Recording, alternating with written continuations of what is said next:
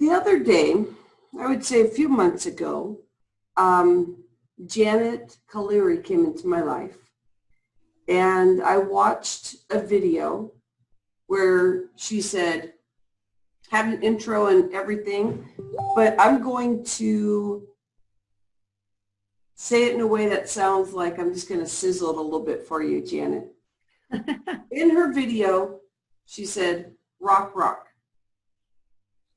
table, table, wall, wall. And she kept going. And this process of visible transitions that she created is something that has helped her through some really big times, but not just her. You may have seen when I posted in our community probably a couple days ago or a week ago, it was the transition that Janet Kaleri went through within a short period of time of using this visible transitions. So you're going to learn some information from Janet about her kicking it off in a way that she wants to. But you for sure want to be here at 12 o'clock Pacific time so that you can understand, why did Janet say rock, rock, desk, desk, wall, wall? Like, what does that mean? So welcome in, Janet. How do you want to share the time, the 10-minute time to I love that. The community? Thank you. It's so nice to be with you all, Debbie and Laura and Maria and Rhonda and all of you who are watching. And yeah, Rhonda was speaking of my neutrality practice, which you'll learn today. And regarding the sunglasses, the disclaimer is that recently I had a health crisis that resulted in a traumatic brain injury. So I will be taking some rest today. I have sensitivity to light and screens and ongoing conversation. So that's what the glasses are for. And the neutrality practice is a signature process, one of 3 of my visible transitions methodology. And I'll go into more of that later. And right now I'm seeing this weaving of our conversations, and the backdrop right now for me is what I call Corona apocalypse. And because when Corona came in and the shelter in place occurred, we started seeing the truth. And the apocalypse is that the unveiling of the truth. So when Debbie talks about relationships not working and the divorces and accountability, and then there's people whose lives are ending, and there's so much grieving going on, not only because people are dying from illness, but our whole lives are dying. Like, we are literally being we are being rebooted. And I see it as a great time to rewrite the script of our lives.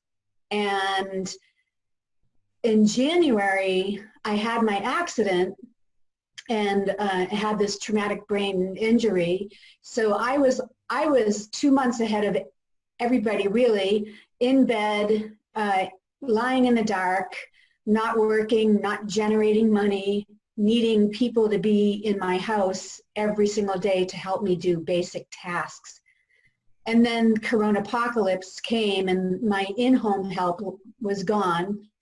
And so there's the Corona apocalypse in the backdrop in the midst of me in this major health crisis. And 11 years ago, I had another health crisis where my process was, I'm glad to use it again. I use it often, but especially now. And, you know, we can't change the outer world unless we're willing to, I mean, so we can't change our outer world if we stay the same. And so we must expand our awareness and allow it to unfold and evolve. And as Maria was talking about, this conscious love, this acceptance of the self and others, and this willingness to be transparent. I think that transparency leads us to trust. Trust in ourselves and trust in each other. So transparency for me is that for the last 7 months, I have shown I have been completely raw and vulnerable to my community in my grieving, in my crisis, and my community has stepped up. So no one, there's probably people who are shaming me, and that's their thing. But to be willing, and it's not about ability, right? It's a willingness to be willing to be vulnerable and transparent, and to allow that help in is crucial to healing. And it's not just a physical healing, it's mental healing and emotional healing. And as Laura spoke to, she's just letting the grief be as it needs to be. And that's what I'll speak to as well, is the importance of allowing the emotions to rise and fall. And that's where the joy is. So when we resist something, we're actually making it reality. That adage, like what I resist persists. Mm-hmm. So in the world right now, I'm doing a lot of that self-love, that being in that feminine Maria, that allowing and state of curiosity. So you'll hear me talk a lot about curiosity and the magic of it, because there's that childlike wonder and there's a feminine energy. And I think that curiosity is the hero and resistance is the villain. Yeah, curiosity is the hero and resistance is the villain. And I hear it in what all of you have said so far. So one of the things I remind my clients is curiosity over assumption. So one of my sayings is question without projection. So we have this context in which we view our world, but we live, right? There's assumptions, there's reasons, there's our experience, there's our conditioning, and we view and operate in the world through our own context. And that can be really dangerous and bring on unnecessary pain and suffering and health issues. So what I like to say is question without projection. Question with intention. Question with intention. Being the curiosity, what I'm about to say, like, what is the outcome? Why am I going to say what I'm about to say? Is it me trying to be right? Or what is it? So being really mindful about what I'm about to say. I love that, Janet. Can I say something about that? Yeah. I like what you're talking about. I feel like when I got off the thyroid medicine, I was learning to talk and I was learning to hear what my head was saying, because I really didn't speak much throughout my life. Sometimes I did, but for the most part, I pretty much wanted to be in a corner. That makes sense, yeah. Yeah, so when you're talking about speaking and knowing what you're saying and what the background is, that was one of my most confusing things. Is when I started talking more, I started hearing that I was actually thinking way more negative than I realized, because it was in my head and I couldn't hear it.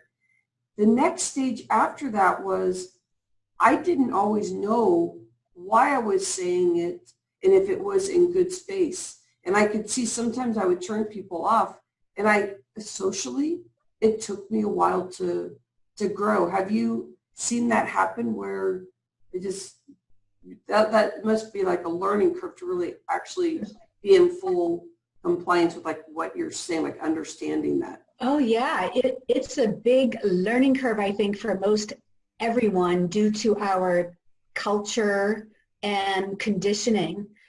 And when we speak, knowing what our intention is, why am I about to say what I'm about to say, that creates so much more harmony and peace amongst people. Yeah. And I really get the relation of your thyroid to you not speaking, and I have thyroid.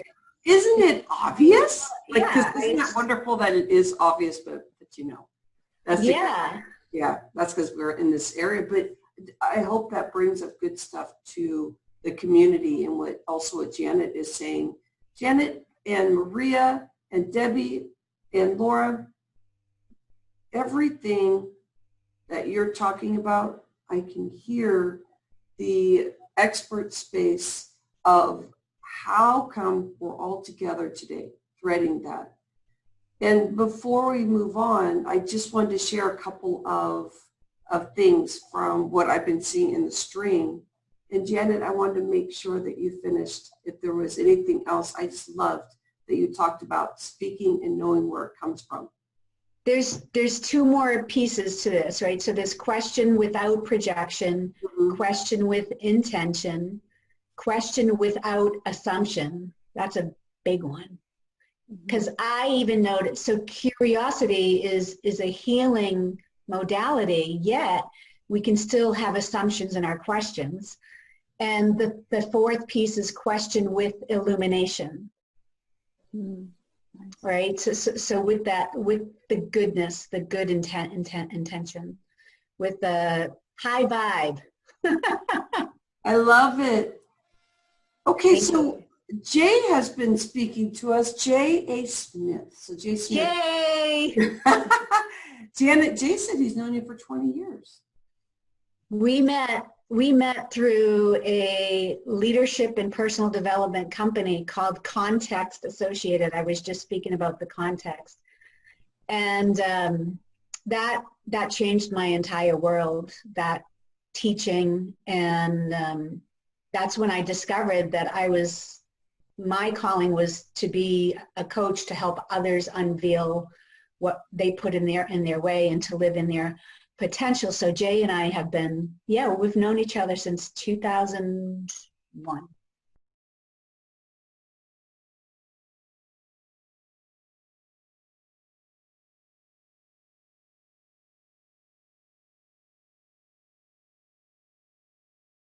Janet Caleri is next.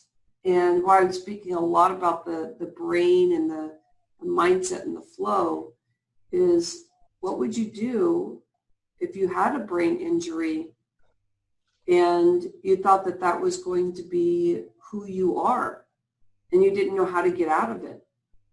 Janet Caleri is going to be one to represent that today in her visible transitions approach.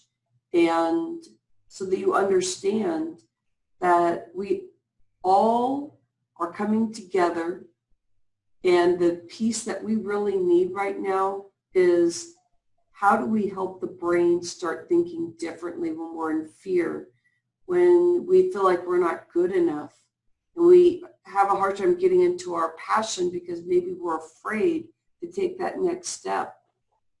Earlier this morning, we were discussing how some people in our community are in transition and how fearful that is.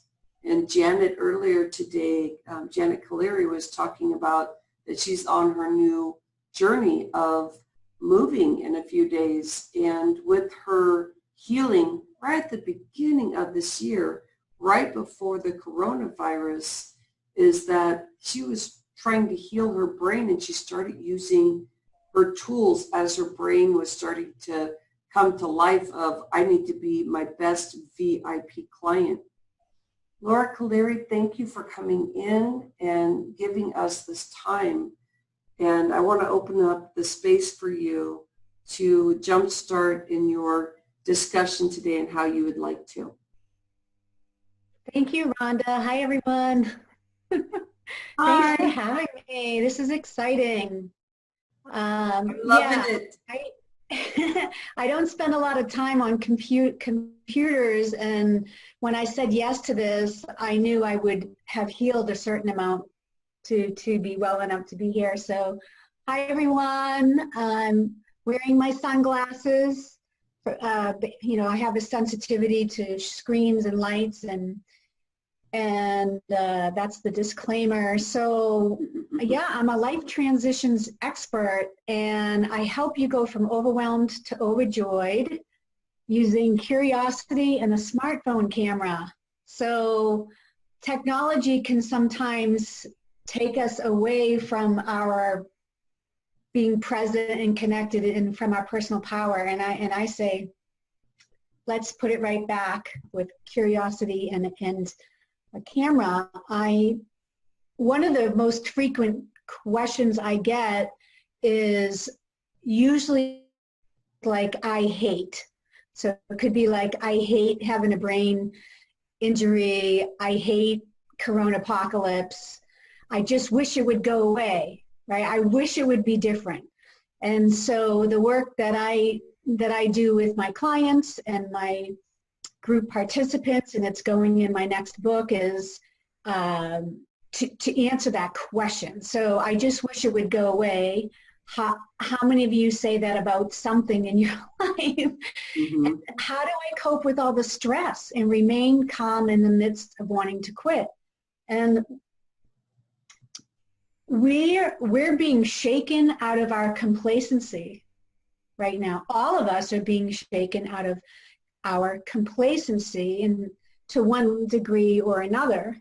And one of my answers to the question is, what's the adventure? What's the opportunity? So, I hate this, XYZ, I wish it would go away. How do I cope with the stress and remain calm in the midst of wanting to quit? And a second answer is with a question, curiosity. Do you think that resisting the situation is inflaming your stress or making your experience calmer and easier? So you can use this for any topic in your life, and how do you lower your stress and remain calm? So that I'm going to answer it with that question. Do you think resisting the situation is inflaming your stress or making your experience calmer and easier? Another question as an answer is, what would happen for you if you were to pause in curiosity, like a child in wonder, like those horses? Oh, do you think you'd have better access to solutions then? When we're being shaken out of complacency, when we're in life changes,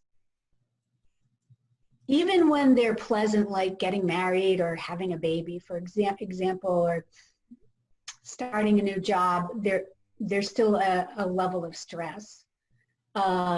So we do have better access to solutions when we are in that curiosity versus resistance.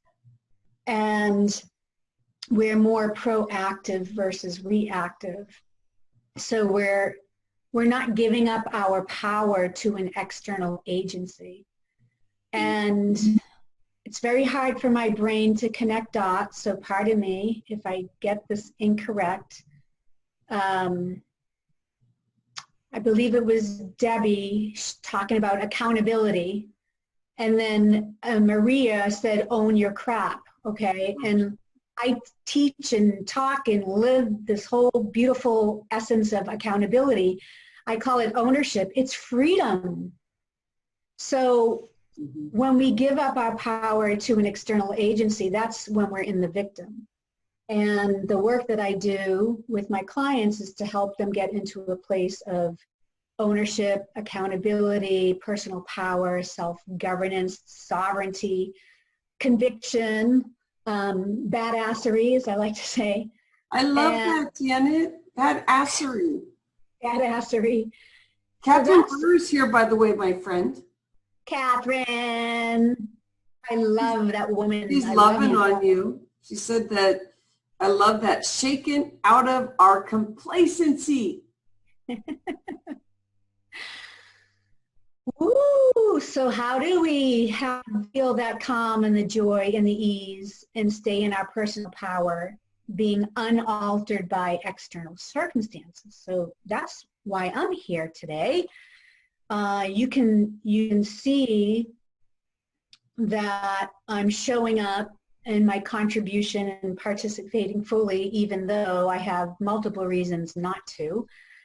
So in January, well, actually the end of last year, I had systemic hives all over my body. And early in mid-January, my throat started closing. I was having a histamine response more than my hives already were talking to me about. And I drove myself to the emergency room, and a day and a half later, I went unconscious in my bathroom, and I smashed my head and my nose, and that fall caused a concussion. And then I got up to go find my phone to dial 911, and I went unconscious again and fell backwards. So I have like a double concussion, traumatic brain injury, lots of physical injuries too. So I've been bedridden, no income, needing people to be here every day to help me with basic life skills and tasks. And then that all stopped on March 14th when shelter in peace. And so how does somebody like me or somebody like you, whether you have a health issue or not, but how do you navigate life? This is real life. Life is the workshop. How do you navigate that where you can actually enjoy your day and you can stay connected to yourself and others, be unaltered by circumstances,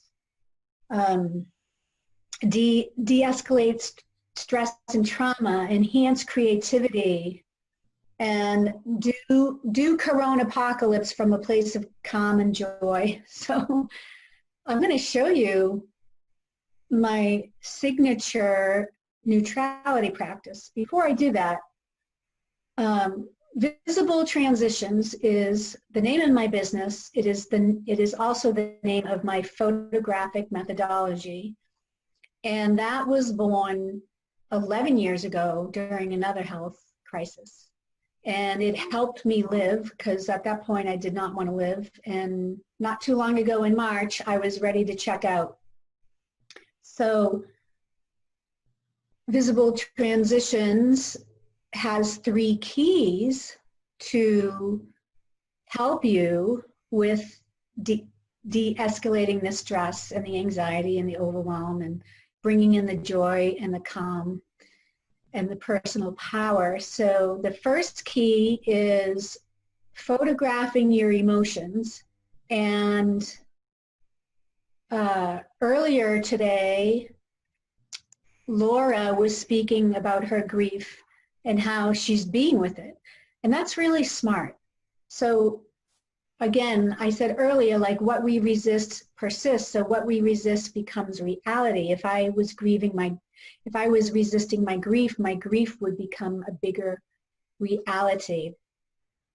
And so I do it myself. I've been doing it for 7 months as well. But I have my clients take pictures of their emotions, like what does that look like? Now, I don't have time to show you the 3 keys today. I'm going to show you the meat and potatoes in a little bit. But just imagine all the emotions that arise. And when we take pause, there's more than one emotion, typically more than one emotion or feeling. Multitudes, they're not negative, they're not positive. They're emotions that are giving us a message. that we can be curious about. That's interesting. I'm feeling anger towards XYZ.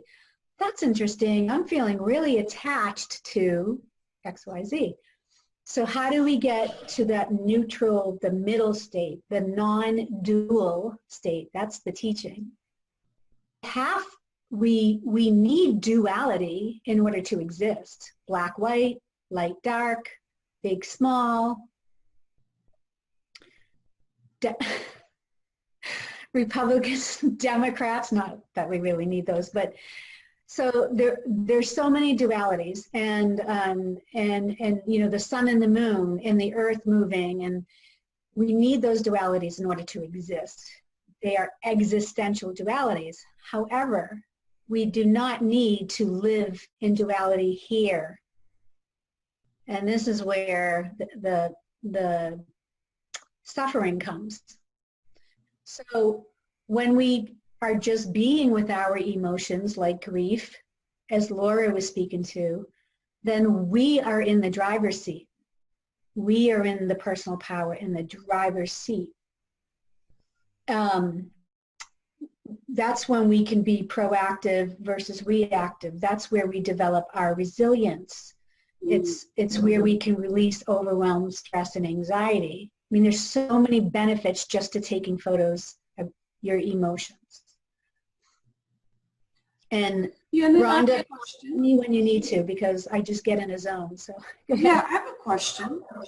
Yeah. What does it mean when you take a picture of your emotion? Are you taking a picture of you, or like what you see and looking at it? Like, what is that? How does that work? Both. And I can post a few examples in the Facebook page afterwards. So I can take pictures of myself, pantomiming or really being in the emotion. Let's see, I take a picture of a plant that represents resilience. I feel resilient right now. What does it look like? It looks like a very happy plant. I'm going to go take a picture of a plant. So the pictures can be abstract, they can be symbolic, maybe resilience looks like this flower. You know, I would take a picture of the unopened bud, and then a picture of the open bud, for example. So I would have that duality to look at. Yeah. And sometimes I have my clients, I have like Scrabble letters and all kinds of Scrabble board letters. So I'll have my clients spell the word, the emotion or feeling, and then they take a picture of that. Wow. So the purpose is that you're looking through a different lens. So I'm going to take a picture of us right now. You're looking through a different lens, which is the point. Instead of this context I talked about earlier, all our conditioning and assumptions and opinions, look through a different lens. And when you're doing that, you're activating the part of the brain where it activates serotonin and dopamine. So those are the feel-good chemicals. Now you're also activating new neurons, neuroplasticity, because it's actually an act of learning. When you take a picture with intention, like, okay, my intention is I'm going to take a photo of my emotion. That's intentional. You are literally activating new neurons. And the only way to change an attitude, a mindset, a pattern, a habit is to activate new neural pathways and also do the practice over time, and I will get more into that later. So does that give you a good answer, Rhonda? It really does. And J.A. Smith was talking about how he had some really big health issues, and I was just talking to him saying, you know what you're talking about, like the duality? It sounds like, because now he's doing really good, it sounds like his physical and things are getting better. And I what I'm seeing is what you're saying is that the way that J.A. Smith started out as not feeling good, septic, all these things happening with his body, and he went into a new frame. He started looking in a new lens to be able to, transition his health. And am I understanding that that's how it works? Because when you're able to capture, am I going to be stuck in this for whatever I see here, but taking that picture and being able to see, well, there's another opportunity, it helps us move forward, it seems like.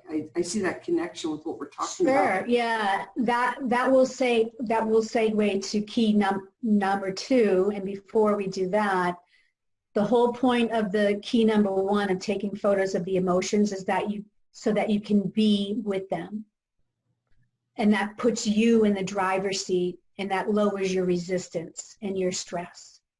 Because the emotion is there just to give you a message, but our emotions are not meant to own us and take over our lives.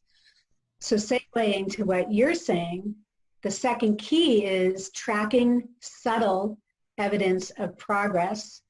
And I will attempt to show you one picture by sharing my screen. And let's see.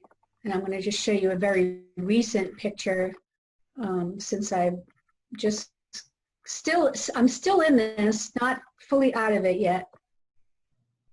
Oh, you know what? I'm disabled sharing my screen. I can help change that. Thank you. So when we track subtle evidences of progress, we are celebrating. Okay, most of us blow off the great things we do, the medium things we do, even the small things that we accomplish. And I say, let's stay in that childlike wonder and celebrate, acknowledge all our efforts. It's not sinful, it's not egotistical. The brain hates change. It hates change. That subconscious brain hates change. So our job is to get it on board with our consciousness so that we can make change with ease, with calmness, with grace, with staying in our personal power, and in a shorter amount of time. Every time you take a picture, when you're tracking your subtle progress, your brain is starting to go, oh, I see that. Oh, okay, I'm feeling safer now. Thank you so much. So I want to show you, there's so many. And while you're sharing your screen, I will tell you a couple things here. Carolyn C.J. Jones says, I love this idea of owning our emotions. It empowers us. Laura Conklin Nielsen Holbrook said, such a helpful idea of taking pictures of emotions because sometimes impossible to describe in words. And then Debbie Turner said, let's celebrate everything, no matter how small we judge it. So beautiful, all of what you all said. And when you say celebrate everything, I'm on board, because you'll see some of the pictures here that, some things are not so pleasant, but when we photograph them, again, we get to be with them, and now we're in the driver's seat. Can you see this collage? Yep. Okay. So this collage is in the beginning here is right after my accident. I shared, this is January, this is February, March. I mean, you can see, look at this in 1 month, like all that inflammation. Wow. My eyes are starting to come back to somewhat normal. April, May, I'm still having major hive issues, and then the next day I'm like walking out in the sun, and these last two are June, and every day I take a selfie so that I can see my progress, because there were many times, not only did I want to check out, but I feared for my life. I feared that I was going to be an invalid, that I wouldn't see normal again. And I still have some issues, but I'm way better than I was. I had a lot of fears around my health, and because there were so many changes and so much damage. But every day I got to see, well, 2 steps back, but then I saw a step forward. So of course that's developing my confidence in my trust in my healing, and it's getting my brain on board for the healing and for me to make some drastic changes with my own attitude about life, or the way I run my business, or the way I care for my body. There's so many habits and conditionings that still need to be changed, and this is a very easy way to do it. And it takes seconds. You don't have to be a photographer. You don't have to like photography. You don't need to get the lighting right. Like literally the clicking, looking through the lens. It's what's activating new neurons, dopamine, serotonin. Your subconscious is getting on board more and more. It's less afraid to make the changes. And this makes the transitional journey, just the transition in and of itself, makes it so much easier and enjoyable. And it gets you to where you want to go quicker. So if people are interested in either one of those two, stay tuned.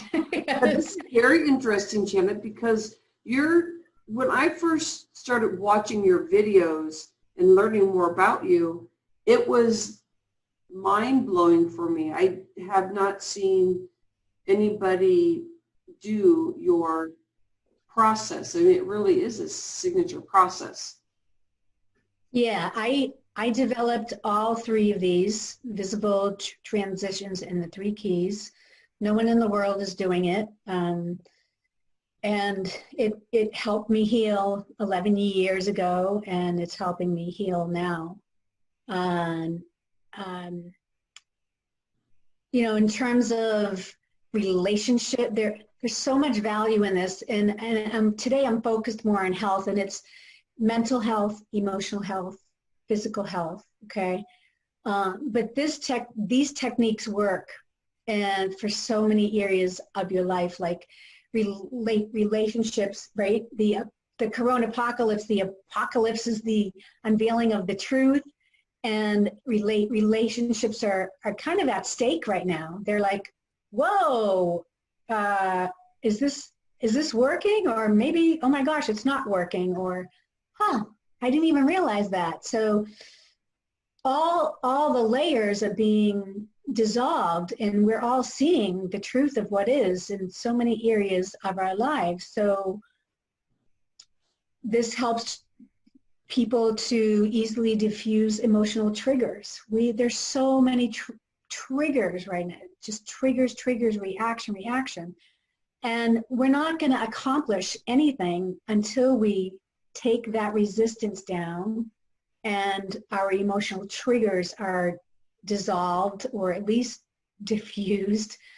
And then we can be present with ourselves and people, our clients, our partners, our kids, our families, our community.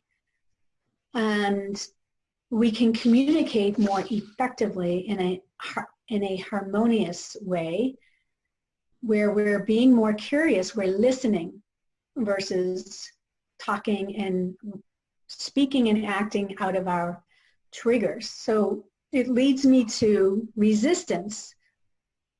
And there's 2 parts to resistance in my world, in what I teach. One part of resistance is that I want it to go away. I want to push it away. I want to push it down. I'm going to avoid it. That's one. Now the other resistance is give me more, clingy, addictive, attached. That's another form of resistance. So there's 2 pieces. what visible transitions does is it brings you to this neutral place. And I'm not talking about apathy. This is not apathy. This is the grounded, curious, accepting, it is what it is place right here. Yeah. Okay, this is where the magic is. It's that non-dual state. So when we're in resistance, we're not here, we're over here or here, and we're being pulled this way or this way. And the third key, which is the neutrality practice, my signature neutrality practice, which I'm going to show you all. This is the best way to reduce or dissolve resistance. All three keys absolutely reduce and dissolve resistance. When I work with my clients, I don't even move forward with a goal or a change until I teach them this and they start reducing their resistance. When we're resistant, we got the blockades up, we're not seeing or hearing the answers, we're blocking quality access to our intuition, our gut instincts, and lots of answers there. How many of you, when you're stressed and you're resistant, you're stressed, overwhelmed, anxious, how many of you realize later that you didn't hear that the answer was given to you, you didn't see it, or you didn't hear it? It was like right there. Okay, me too. So let's not waste any time anymore, right? Yeah. Okay, I want to tell you a quick story before I teach you the neutrality practice. And I'm proving to you how effective this is. So Janet, before you tell your yes. story, can I tell you what a couple things are in our list Yeah. we're saying? So Laura Conklin Holbrook is saying that you have additional gifts because of your experiences. So I'm so thankful that you're sharing with us. Well, thank you, Laura, and that's true. I'm a life transitions expert. I have had a lot of doozies, so I can draw wisdom from those as well. So it's almost as if when something happens to you, you've been able to find the purpose in that and been able to use these tools or learning to put these tools together for what has been working. True. It is true. And it hasn't been true always, but for the most of my life, it has. But I was living in victim mode for a long time. And anyone really, if they're willing to do the work and help their brain get on board, can deal with life changes such as the corona apocalypse or personal changes with more ease. And in my opinion, there's always a gift. And some people might get pissed off when I say that, and that's fine. I'm expecting the story then, right, Janet? Yeah, I mean, I'm an optimist, and it's gotten me in trouble. I'm an idealist. It's gotten me into trouble, but it's helped me live a really full life and not keep myself stuck in the box. Mm-hmm. So January 16th, that morning that I went unconscious twice, and I finally got to my phone and I called the paramedics, and I still want to find out that the woman who answered the phone, I want to find out who she is. She was so amazing, and she just stayed with me, and I felt so held by her. So I get in the ambulance, the paramedic hooks me all up, and I'm laying back. Now remember, I've had these systemic hives for months. My throat closed a couple of nights before this incident. My throat was starting to close in the ambulance. So I'm lying there and I can feel it, and I'm flipping out, and I'm swallowing, and I'm going, I'm kind of having trouble swallowing. Well, I said to the paramedic, I'm going to do my neutrality practice. Not that he even knew what I was talking about, right? He's like, okay. So I'm in the ambulance, and now there's not much in there, so there's not much to see, but I'm like, hair, forehead, I'm looking at him, hair, forehead, eyebrow, eye, nose, lip, teeth, shirt, clipboard, pen, computer. Jan, at this time, was he thinking you're going crazy because he didn't know what your signature process was? Well, I actually did it to myself. I mean, I did it quietly. So you can do it quietly or out loud. Yeah. And I couldn't do it out loud because literally my throat was closing. So I was, so, you know, like syringe, syringe, syringe, syringe, syringe, door, door, door, door, window, window, cot, blanket, finger, finger, finger, finger, finger, finger, finger, finger, finger. So you can notice that I'm giving no meaning or color or adjectives or any kind of drama or excitement to what I'm naming, to what I'm seeing. And that's what neutralizes. Okay, so what happened is I did that for 2 minutes. So I was repeating things like here, hair, forehead, eyebrow, you know, syringe, syringe, syringe, door, door, door. For 2 minutes, the paramedic looks at me, jaw dropped, and he goes, whatever you just did brought all your vitals back to normal.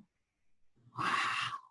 And my heart rate was like 140, which is really high. Wow, yes. And my blood pressure was, I don't know, it was like 130/90 or something, which is really high for me too.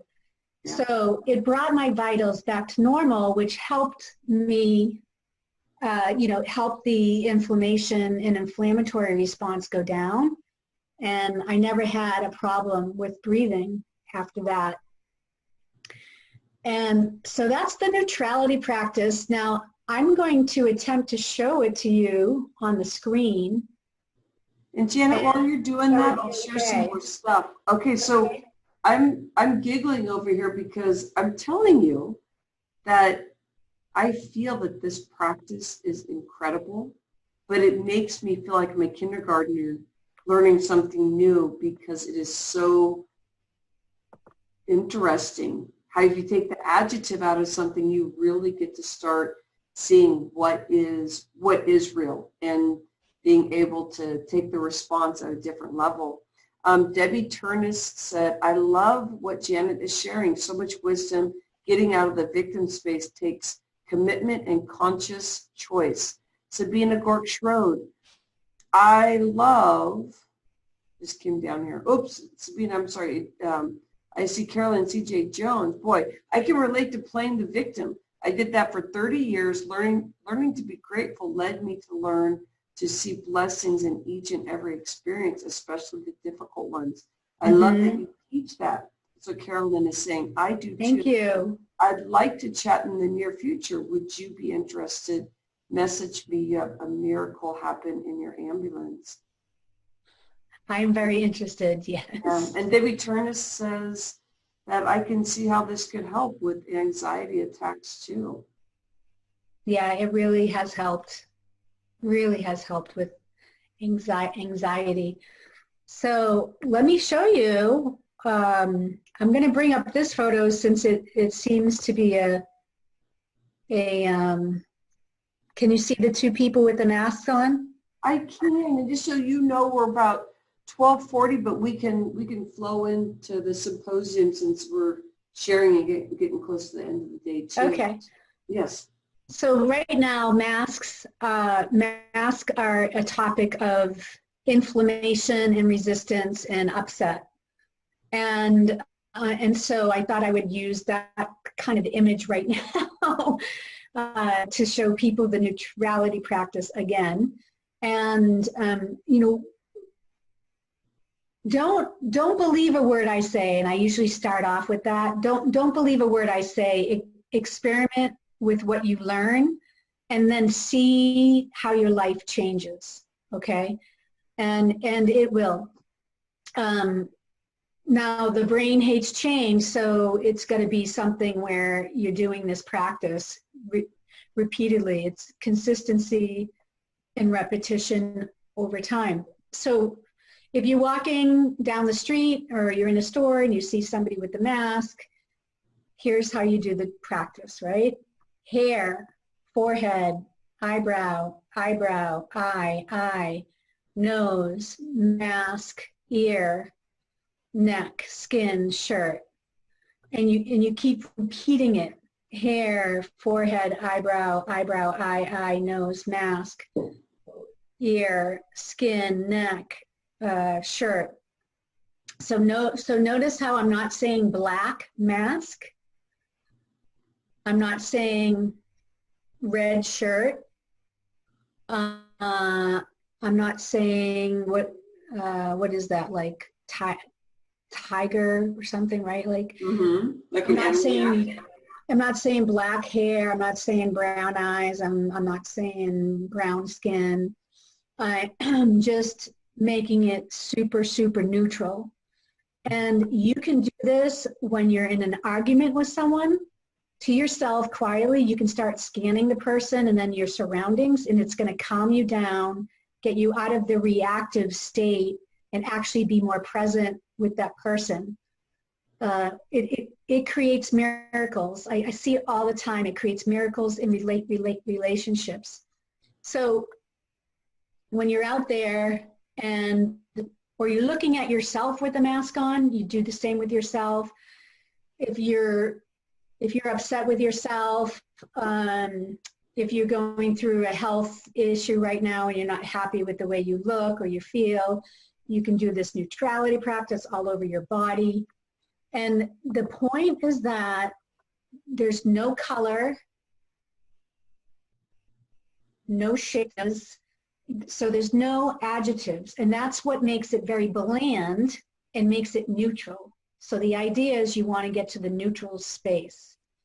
So instead of orange lily, or orange or lily, I just say flower. When I say leaf, I don't say orange lily, I just say flower.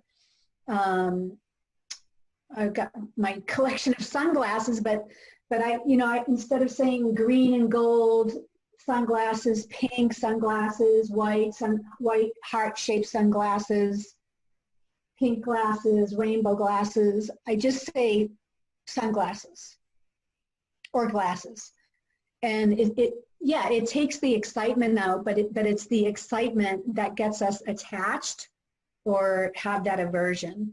So once you start to practice this regularly, you're going to notice how much in tune you are with yourself, how you can quickly calm down, especially if you're in an argument or you're like inflamed on Facebook. I'm going to be right. Instead of doing that, like, just take a pause and look at your surroundings and just start doing the practice. So again, the brain hates change. It takes 90 to 265 days to make a lifelong change. So you got to do this with repetition and consistency over time. And actually, for my listeners today, I'm offering a special, so we can talk about that at the end. Yeah, Jenna, what is your special? You have a lot of people here interested in wanting to know how to be able to also do some joint ventures. Okay. Sabina is talking about how powerful and inspiring your story is, and thank you for sharing with us. You're welcome. You're welcome. I know that being vulnerable and transparent for most people, and myself as well in the past, feels unsafe because then people have taken advantage of that.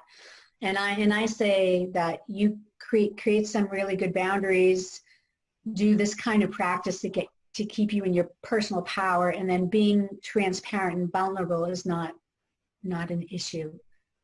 And I believe being an effective leader is because I let people know who I am, because we trust those we know the most, even if we don't like some things about that person. Mm. Yeah, I mean, if you want to get support with how to be badass in the middle of a corona apocalypse, that's sort of a general term, and you want to learn these practices, my special is a $97 Zoom coaching session with me. It's a $220 value. And so I'm giving a fresh inspiration show special for $97. And it'll be a confidential one-on-one with me. And you'll get very focused attention, and I'll zone in on what you need and what is the best practice for you. And I'll put the link in here where you can schedule the $97 session. Yeah, April Wall said, I am totally interested in multiple levels. Thank you, Janet. Yes, Thank you, April. Put that in there. Yeah, I'll put that in.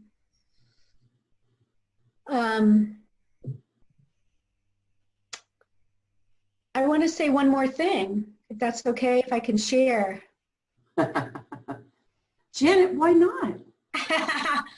Okay, well, so I've been talking about, being incapacitated since mid-January, and I've been working with Dr. Amy Schaus, and some of you have seen me interview with her. You can go to my YouTube channel, and she's my integrative doctor, and she says that this process is the missing piece to her practice, because she treats people, but she doesn't have capacity to do all the emotional and mental support as well. And a lot of practitioners and doctors are now saying that to me, that this is filling that vacuum. And so I'm saying this because Dr. Schaus got to see me, witness me use my own tools on myself, and she said she had never seen this with any patient. She'd never seen a patient get over her resistance to what needed to be done so easily and quickly. She's never had a patient that's been like so accountable and aware of her process. So she's like, wow, this really works. And so I am no longer pre-diabetic. That is a huge deal. Pre-diabetic is like diabetes too. Most of America is diabetic because of the poor food. So I'm no longer pre-diabetic. My cholesterol is excellent. I had a parasite, which was, we think, the cause of all the hives and all that. That's gone. I'm down 47 pounds, even in the middle of menopause. My inflammation markers are back to normal. My metabolic markers, which is the immune system, are on the up and up. And I love it. This is in, 6.5 months with a brain injury, no income, corona apocalypse, and I just gave you like a whole list of amazing results. And that's what visible transitions can do for you. I love this information. And the thing is that as you were talking about it, I really wanted to type in everything because I wanted to capture what you were saying. It's so unique in what you are doing, and also that other people are acknowledging it, in the professional world. I can't believe the transformation that you had, because usually what I hear when people have brain injuries, being in the health and wellness industry, and I do work with some people that have had brain injuries, is that they feel that they can't remember things because of their brain injury, that they can't do certain things because of their brain injury. So sometimes there's a scared factor too, and the limitation. So with using this neutrality practice and learning even to take pictures of different emotions and the dichotomy, what I'm learning is that everybody could use this in any part of, like, say you're going for a job interview, like something so basic, but it's a meaningful thing. You want to go and get a job. If you're feeling So true. Some health stuff, how to get in there so that you, like, I would say, like, people who have eating stuff where they struggle in the emotion around eating. So I'm So helpful. to talk about that. Like, you can make this list of how this can be used. And so for my journey, I was thinking about how our bodies are emotional. We're emotional beings. We're just with Laura with her horses, and how you are saying, yeah, we are emotional beings, because not speaking very much and being able to be in tune, that's like all beings. But when you start using your neutrality practice, that it brings down the adjectives, the idea that you can handle things, because your brain is not going into the adjective space, all the emotions. It's coming right back into, I see you computer, I see you microphone, and you start seeing truth, and your brain won't take off on you. And so I learned how powerful that experience is, and that's why I asked you to be here, because that was really fun. That was my big aha. It just opened up and exploded how this can be used in so many ways. Beautiful. Do you have some stuff you wanted to add too? Oh, I just love that whole that intentionality around that. I've had anxiety attacks since I was like 10, and I've learned to manage all of that. And it's when you stop all the madness that's going on around you, like, I imagine that calms your nervous system as well, when you start focusing on those simple things without all the judgments and stuff. I love that. So true, Debbie. Yes, it actually puts you into parasympathetic, which is why why my vitals went back to normal. So it puts you into the parasympathetic, right? Because those judgments or stories, assumptions, opinions, again, that's through the context. And we make up stuff all the time. I'm not wronging it. It's just that we don't have to live in what we make up. And maybe you've seen it out there, like, don't believe everything you think, because a lot of it is just not true. Right. And it hurts relationships. I mean, I'm going through that right now with a couple of relationships where the people they're treating me through their context of opinions and conditioning and assumptions. And it's painful. I mean, it really is painful. But I stopped them and I said, hey, hang on, that's your opinion. Yeah. That's your assumption. That's not necessarily true. Yeah. And it stops the neutrality practice stops that madness. I like how you said that. Yeah. Stop the madness. Oh, you know what? The madness. And Janet, you know what I was thinking? Because I started the Fresh Inspiration Show because I love movies and I love music. So I feel like this show is about getting away. Like, you just all of a sudden just totally want to get away. So I was thinking of, like when your loved ones, like people that you think are your friends, and they're coming at you because they maybe don't understand you, because now you're very loud and proud, like, this is what I do. And so it can scare some people. I was just enjoying the fact of when somebody's coming at you like that all of a sudden you just start saying, hair, nose, pant. They're like, Janet is crazy. And you go, crazy. No. hair. You know what I mean? Like, it's so true.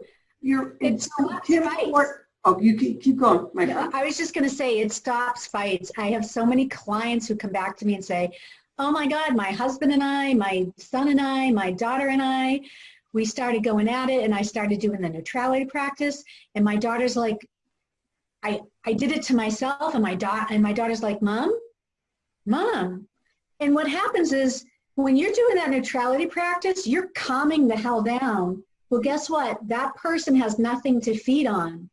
right? Because that resistance is feeding the fire. So when you stop that resistance by pausing and doing the neutrality practice, suddenly the other person has nothing to feed. You're not feeding that fire of that person. It's pretty epic. It sounds like monumental, like from an energetic standpoint, like if somebody's going at it and somebody's just like not. Like that's a really big visual, the way that you described that, Janet. Yeah, it's monumental energetically. And by the way, I'm going to start this, I'm going to start I don't know if it's called a campaign or whatever, but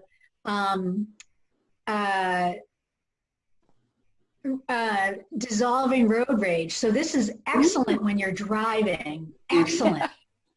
And I'm a Irish, Italian, Erie's Bostonian. Okay, so I get a lot of fire and a little bit of patience. And I'm in Sonoma County where everyone drives slow. So I'm driving behind a lot of slow people, and I'm like, could you just put your foot on the metal? And then I have the awareness. Oh, resistance, and then I just go. Tire, window. I read the letters on the license plate. Tree, fence, sky, cloud. Well, I don't look up too high, right, when I'm driving. Pole, tire. Yeah, mine's like, if the light's not going to get any greener. I know. What, do you need an invitation? Catherine Brewer a little bit ago said, thank you, Janet. Not only do we have our own triggers, but many of us are picking up all the fear. Yep.